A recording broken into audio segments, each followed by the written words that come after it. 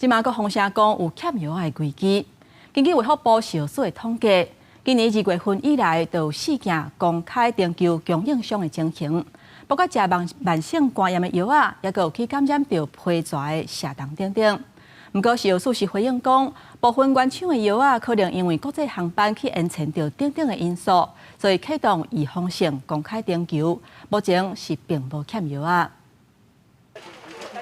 隔年了，才拄开工就传出欠药的危机，亲像用伫个鼻息肝炎治疗的干疗素，甲治疗为着皮蛇的针剂药不定，拢欠药啊。有药师烦恼讲，这药品啊欠缺，恐惊影响病人治疗效果。 些这种鼻肝、吸管的这种患者，他对他的一个疾病的控制可能会不好，甚至变恶化的严重。那现在因为这种季节交替，其实病毒性的一个感染也蛮多的哈。 根据卫福部食药署药品供应通报处理中心统计，敢若今年2月就4件西药公开要设供应的厂商，亲像用伫癌症、慢性肝炎治疗的干疗素，以及皮蛇病毒为着的针剂药物，医治结膜炎、食霉菌为着的目睭用的药啊，也佫有癌症化疗药物针剂等这药啊。